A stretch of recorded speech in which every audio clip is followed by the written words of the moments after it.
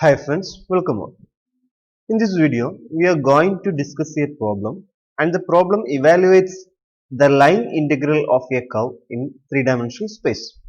And the problem is given by evaluate integral over c y dx plus x dy plus z dz where c is the helix given by x is equal to 2 cos t, y is equal to 2 sin t and z is equal to t varies from 0 to 2 pi.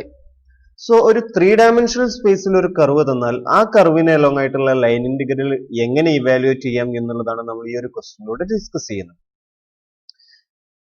ഇത്തരം questions ചെയ്യാൻ വേണ്ടിയിട്ട് നമുക്ക് അതിന്റെ parametric ഫോർമാറ്റിലേക്ക് given ഇക്വേഷൻസിനെ convert ചെയ്യുക. അതിന്റെ parameter ഇവിടെയുള്ള parameter ആയിട്ട് ആരാണ് വരുന്നത്? ടി എന്നുള്ളതാണ് ഇവിടെയുള്ള പാരാമീറ്റർ. എക്സ് വൈ സെഡ് എന്നുള്ളതെല്ലാം ടി എന്നുള്ള ഫംഗ്ഷനിലാണ് നമ്മൾ എക്സ്പ്രസ് ചെയ്തത്. therefore the parameter is t and the parameter t varies from 0 to 2 pi.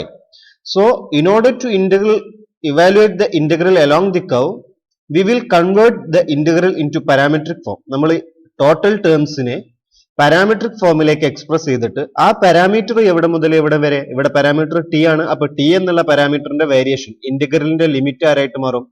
0 to 2 pi ആയിട്ട് മാറും. സോ വൈനെ നമുക്ക് ആരെ വെച്ച് റീപ്ലേസ് ചെയ്യാം? y can be replaced by 2 sin t, x can be replaced by 2 cos t and z can be replaced by t.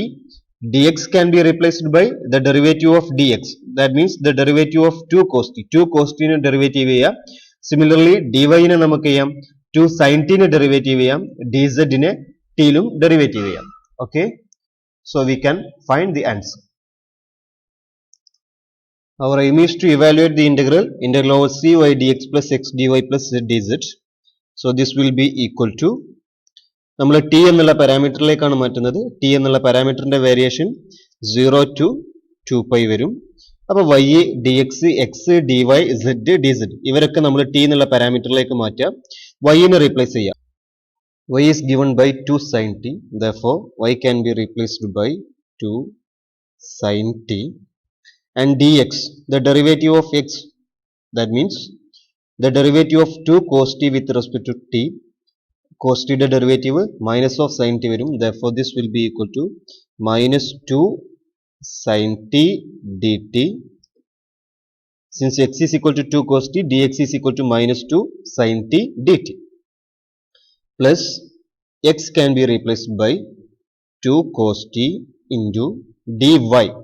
The derivative of dy, രണ്ട് സൈഡിലും differential operate ചെയ്താൽ d of 2 sin t വരും, that is 2 cos t dt, 2 cos t dt and z is equal to t, therefore dz is equal to dt.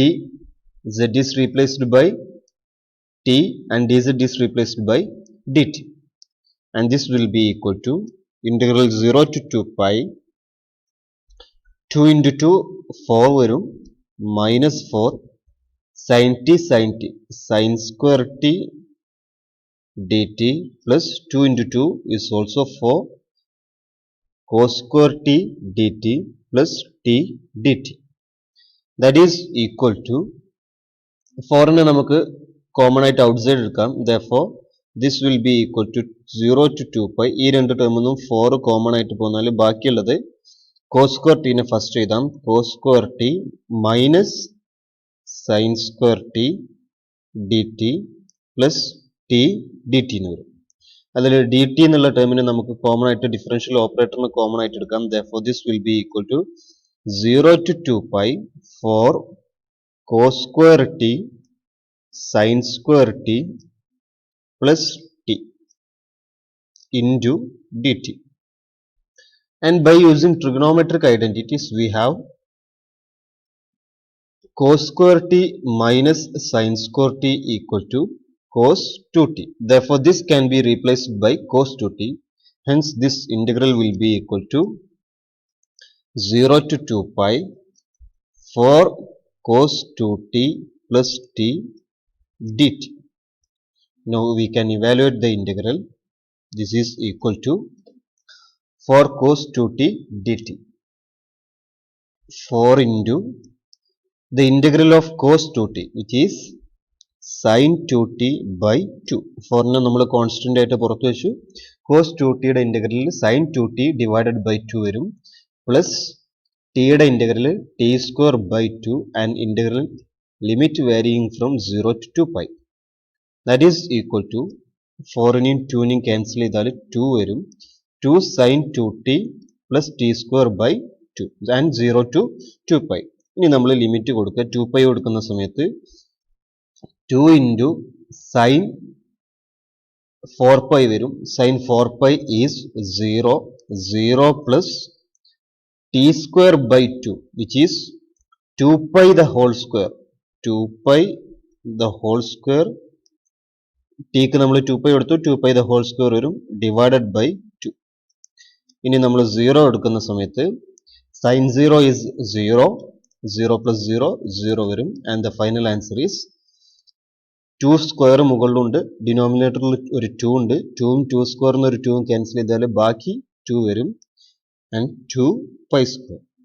Hence the final answer is 2 pi square. That means the integral over the helix given in a three-dimensional space is given by 2 pi square. So നമ്മൾ ഈ ഒരു ക്വസ്റ്റ്യനിലൂടെ 3-dimensional സ്പേസിൽ ഒരു curve തന്നാൽ ആ കർവിന് corresponding ആയിട്ടുള്ള line integral എങ്ങനെ ഇവാലുവേറ്റ് ചെയ്യും എന്നുള്ളതാണ് ഡിസ്കസ് ചെയ്തത്. So we can wind up this video here. Thank you.